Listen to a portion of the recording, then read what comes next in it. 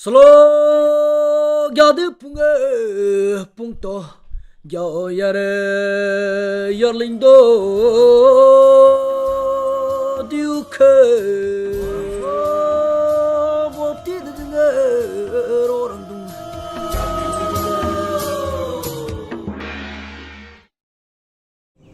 उत्तर पूर्व भारत के अरुणाचल प्रदेश की हरी भरी घाटी के बीच में एक छोटा सा समुदाय बसा है जिसे ताकुस कहा जाता है। नीशी जनजाति का हिस्सा बड़े आबोतानी कबीले के वंश ताकुस अरुणाचल प्रदेश में दो प्रमुख बेल्टों में रहते हैं। एक कामेंग नदी बेल्ट के साथ ईस्ट कामेंग ताकू और दूसरा कुरुंकुमे बेल्ट में करा दादी ताकू। इन बेल्टों के निवासियों को एक दूसरे के अस्तित्व के बारे में भी पता नहीं था और ज्योग्राफिकल वास्टनेस और कम्युनिकेशन के अभाव के कारण एक बार फिर से एकजुट होने में कई साल लग गए। तो यह सब कैसे हुआ? ये लोग फिर से कैसे मिले? लेकिन पहले हम पूर्व कामेंग ताकुस पर एक नजर डालते हैं। पाबुआ ताकू। ताकुस का यह गांव न्यूबुनियर्गम की प्रार्थनाओं से समृद्ध माना जाता है। वे केवल कुशाल वक्ता है जो पूर्व कामेंग जिले के मुख्यालय सेपा में जाने जाते हैं। वे ही पुराने परंपरा को आज तक जीवित रखे हुए हैं। मंत्र मुक्त कर देने वाली पाचा नदी से यह घिरा हुआ है। यह मछली की कई प्रजातियों का घर है और साथ ही कई ज्ञात लेकिन निश्चित रूप से पूरे जिले के बेस्ट संतरा उत्पादनों में से एक है। सामुदायिक मछली पकड़ना यहाँ का एक बड़ा आकर्षण है। यह एक समुदाय पुरानी प्रथा है जो पीढ़ी दर पीढ़ी से चली आ रही है और यह एक महत्वपूर्ण घटना है क्योंकि यह भाईचारों का प्रतीक है और टीम प्रयास के महत्व को सिखाती है। हर साल सर्दियों के मौसम की शुरुआत में शाम के समय पूरे नदी तल पर अड्डर नामक जाल बिछाया जाता है।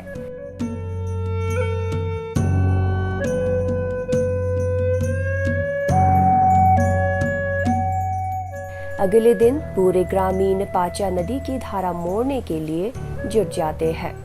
कुछ सदस्य देसी पौधे की जड़ इकट्ठा करते हैं जिसका उपयोग मछलियों के लिए जहर के रूप में किया जाता है। ताजी पकड़ी गई मछलियां वे मछली पकाने की प्रतियोगिता आयोजित करते हैं। खाना पकाने के लिए बांस की नालियों का उपयोग किया जाता है। सबसे अच्छी विनिंग डिशेस बड़ों को सम्मान के प्रतीक के रूप में एक विशेष तरीके से परोसे जाते हैं। वे घर पर बड़ी दावत के लिए बची हुई मछलियां वापस लाते हैं। यह खुशियों का समय है जहां महिलाएं और बच्चे एक साथ मछली का आनंद लेते हैं। पाबुआ के निवासी श्री ताचम ताकू हमें बताते हैं कि यह वह अवसर है जो वर्ष में एक बार आता है और जब हम सभी को युवा और वृद्ध लोगों के साथ समय साझा करने का मौका मिलता है। याशिन बाना ताकू। सेपा मुख्यालय से 35 किलोमीटर बाना नामक एक खूबसूरत सर्कल है जहां ताकुस का एक छोटा सा गांव स्थित है जिसे पहले ग्रोदेस के नाम से जाना जाता था।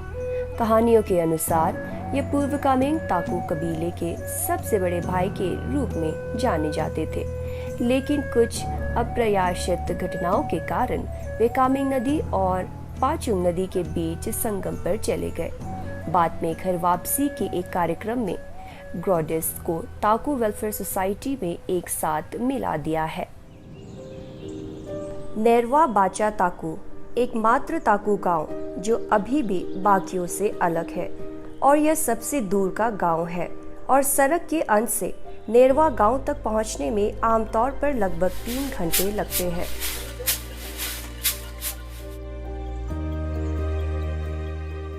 इसी गांव में याबिया लंगपक नामक चट्टान आज भी खड़ी है। ताफो बाचा ताकू प्रसिद्ध न्यूबुनियर्गम ने बताया कि यह पत्थर हमारे पूर्वजों के प्रवासी मार्गों का प्रमाण है। इसके अलावा उन्होंने पादम और ब्योपा पहनने के महत्व पर भी प्रकाश डाला। पादम हॉर्नबिल की चोंच और ईगल पंख से सजी एक निशी पुरुषों की टोपी है जो वफादारी और शक्ति का प्रतीक है। जबकि राकेट द्रोंगो का पंख लीडरशिप का प्रतीक होता है। ऐसा माना जाता है कि यह बात पिता द्वारा अपने बेटे को तब बता दी जाती है जब वह मैच्योर हो जाता है और परिवार की जिम्मेदारी लेने के लिए तैयार हो जाता है। इसलिए उन्होंने इंडिजिनियस निशी की इस अनूठी प्रथा को जारी रखने की सलाह दी है।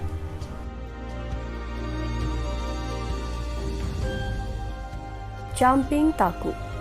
भीड़ से बहुत दूर चाम्पिंग नामक एक आकर्षित गांव है जो थोड़े से छिपे रहस्य के साथ ताकू का एक और निवास स्थान है। इस गांव का गुप्त खजाना ऑर्नामेंट बनाने का उपहार है जिसे हम कोजी बनाना कहते हैं। प्रसिद्ध ताकू कोजी का उत्पादन विशेष रूप से केवल इसी गांव में किया जाता है और केवल मुट्ठी भर लोग ही इस चूड़ियों को बनाने की कला जानते हैं। ताकू कोजी पूरी तरह से धातु से बना है और आमतौर पर शादी के दौरान, विशेष अतिथि, त्योहार आदि के लिए उपहार आइटम के रूप में बनाया जाता है। गांव के एक कलाकार श्री रागी ताकू से मिलते हैं। उन्होंने यह कहा कि अभी भी अपने पूर्वजों द्वारा दी गई कला का अभ्यास वह करते हैं और वह इस बात पर जोर देते हैं कि इस शिल्प को आगे बढ़ाया जाना चाहिए। चाम्पिंग के ठीक पास वाटे नामक एक और गांव है जहां दमाही ताकू एकमात्र जीवित पुजारी रहता है जिसे पूरे ताकू समुदाय का नींबू भी कहा जाता है। उन्होंने व्यक्त किया कि ओजावर एक आदिम परंपरा है जो सदियों से प्रचलित है और केवल ईश्वर प्रदत्त व्यक्ति ही ओजा बन सकता है। समन्वत एक सदियों पुरानी आध्यात्मिकता प्रथा है जो विलुप्त होने के कगार पर है। नींबू न केवल पुजारी है बल्कि हमारे समाज की भिक्षुओं की तरह है जिनके पास हमारी वंशावली, विरासत, परंपरा, लोक कथाओं आदि का असाधारण ज्ञान है। इसलिए उन्हें खोना हमारी संस्कृति की महाकाव्य पुस्तक को खोने के बराबर है। अब आइए क्रादादी ताकूस पर चलते हैं। यह पहले का ताकूस रहता था जिसे अब विलीन कर दिया गया है और इसका नाम बदलकर एक ताकू रख दिया गया है। लांगडंग ताकू गांव। यह शांत गांव एक पहाड़ की चोटी पर बसा है जहां से कुरुंग नदी की ओर जाने वाली खड़ी ढलान दिखाई देती है। ऐसा माना जाता है कि ताकू कबीले की पूर्वज पूर्व कामिंग और क्रादादी के प्रवास से पहले लंगडंग लंपक विशाल खड़ी गुफा में बस गए थे। सीके ताकू ने बताया कि महत्वपूर्ण अवसर पर वे सम्मान के प्रतीक के रूप में हमारे पूर्वजों को श्रद्धांजलि देने के लिए सामाजिक सभा आयोजित करते हैं। ऐसे अवसरों पर वे लांगपक और उसके आसपास के क्षेत्र को साफ करते हैं और युवा पीढ़ी को इस भूमि की सुरक्षा करने और हमारी विरासत को आगे बढ़ाने के बारे में कहानियां भी सुनाती है।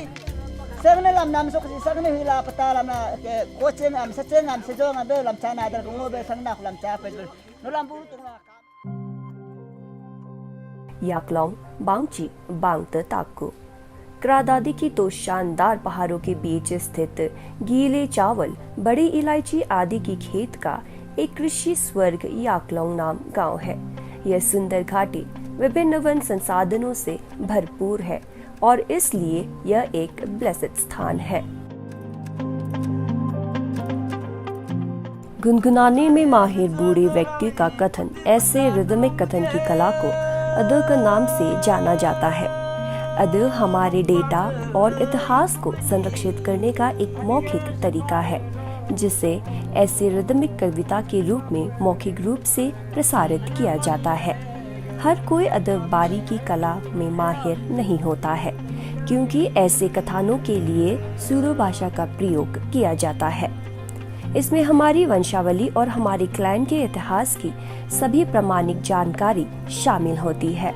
इस विशिष्ट कथन में वह दो दिवंगत ताकू भाइयों और 1980 के दशक में उनके पूर्ण मिलन की कहानी बताते हुए दिखाई देते हैं। हमारे समुदाय की एक प्रसिद्ध महिला गायिका को एकता के गीत गाते हुए देखा जाता है, क्योंकि वह सभी ताकू भाइयों को एक साथ आने और काम करने के लिए बुलाती है। यह लोकगीत ईश्वर द्वारा हमें दिए गए जीवन और हमें कृषि का ज्ञान देने के प्रति शुक्रिया अदा करती है, और यह केवल दान के खेतों में किया जाता है। जब दान में फूल आना शुरू होता है और खेत हरे पीले होने लगते हैं।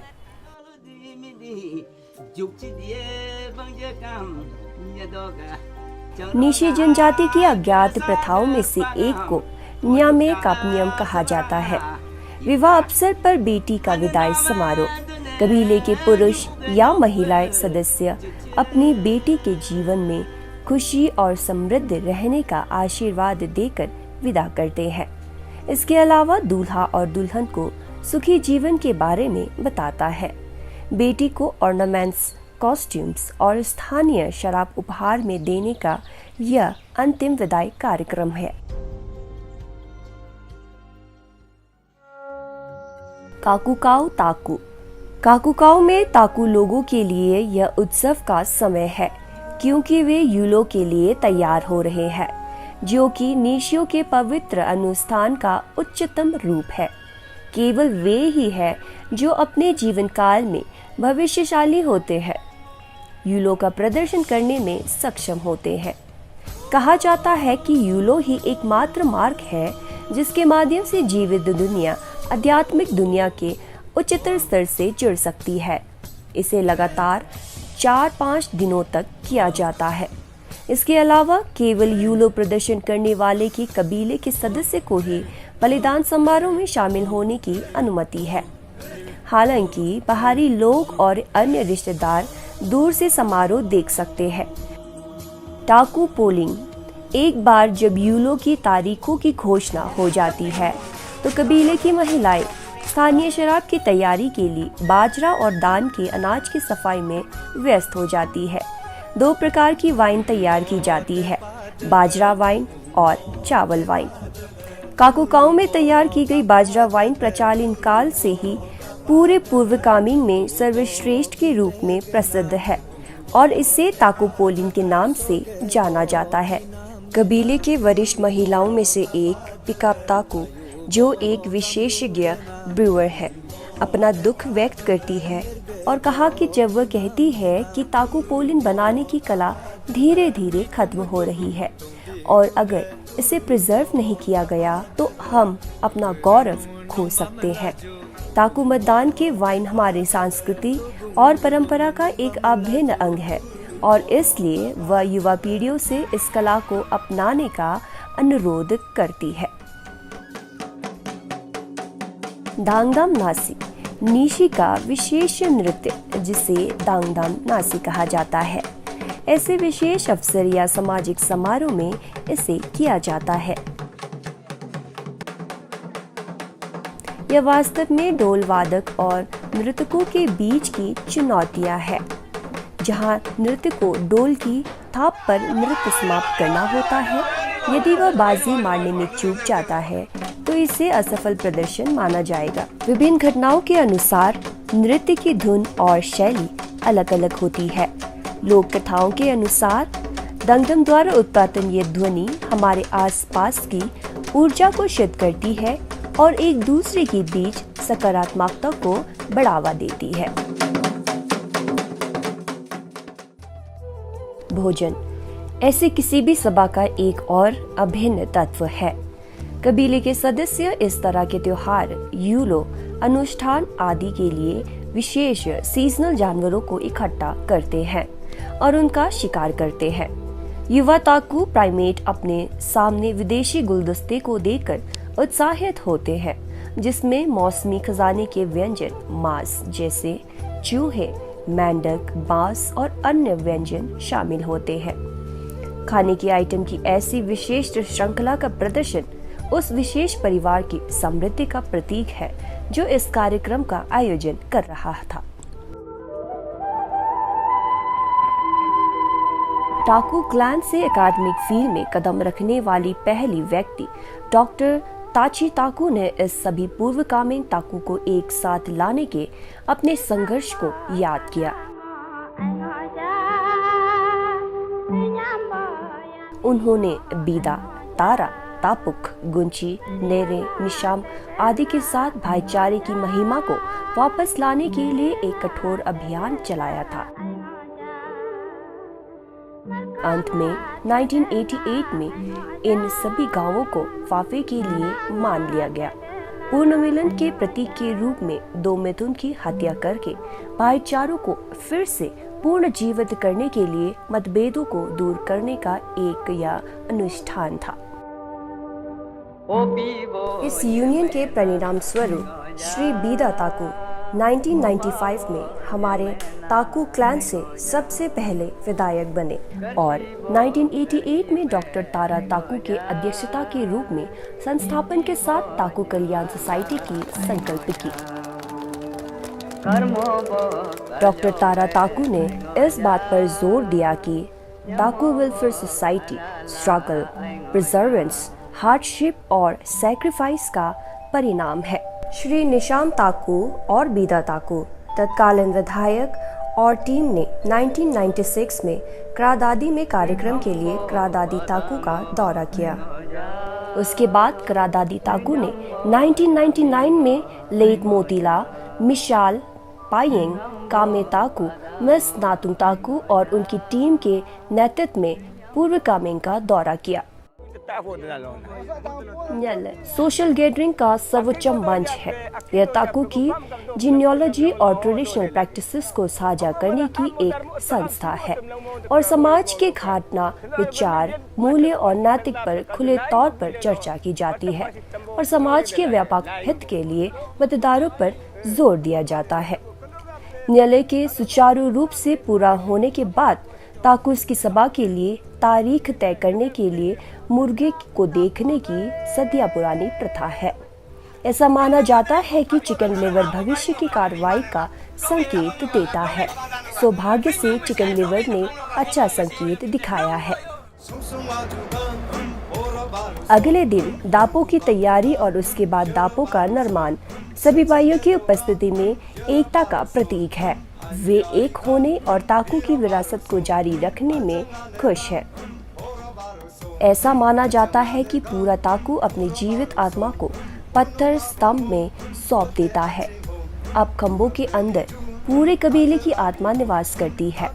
बैठकों और बातचीत की यह श्रृंखला काकुकाओ में 11 से 14 नवंबर 2021 तक गोरकू आबो वेलफेयर सोसाइटी के ताकू वेलफेयर सोसाइटी में ऐतिहासिक संयुक्त समन्वय जनरल कॉन्फ्रेंस कम मर्जिंग में समाप्त हुई है।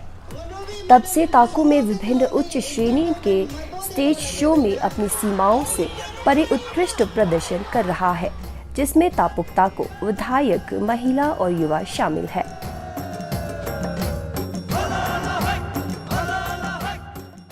ताकू की महिलाएं समाज को एकजुट करने में महत्वपूर्ण भूमिका निभाती है। वे नृत्य के माध्यम से हमारे समृद्ध संस्कृति को बढ़ावा देती थी, जो ताकू को सभी को एक साथ बांधती है। ताकू के युवा असाधारण युद्ध नृत्य में माहिर है। ताकू के युवा विभिन्न इवेंट्स में अपने खेल का प्रदर्शन करते हैं।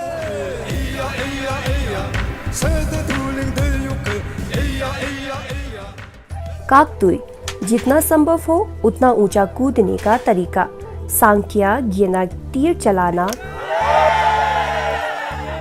और जंपर चिकना, स्पीयर थ्रो। अब सर्दियां शुरू हो गई है। कुछ सदस्य घर के निर्माण के लिए कच्चा माल इकट्ठा करने में व्यस्त है और बाकी महिलाएं आपो स्थानीय शराब परोसती है और घर के पूरा होने के बाद वे नामदो बुंगिया नामक घर प्रवेश समारोह नृत्य करती है, जहां वे उन्हें कच्चा माल देने के लिए ईश्वर और प्रकृति को धन्यवाद देते हैं और सर्वशक्तिमान ईश्वर से जीवन के लिए आशीर्वाद मांगती है। एकता के लिए ताकू के प्रति आभार व्यक्त करना और एकता की भावना जारी रखने की अपील डॉक्टर ताची तापुक ताकू, विधायक और उनकी टीम, योजना अध्यक्ष श्री तासंग ताकू और श्री रॉकी ताकू संस्थान की अपील। TWS का सिल्वर जुबली हो रहा है, इसलिए आप सबको ऑर्गेनाइजिंग चेयरमैन की तरफ से, ऑर्गेनाइजिंग सेक्रेटरी की तरफ से, हमारा पेरेंटल बॉडी TWS का सेंट्रल एजुकेटिव मेंबर का तरफ से हम सब आप सब के लिए वेलकम करता हूं। आप लोग पार्टिसिपेंट के लिए कोशिश कीजिए। 25वें वर्ष के जश्न की थीम युवाओं को आगे बढ़ाने और मशक्त बनने पर आधारित है। बिचंगबो बुजुख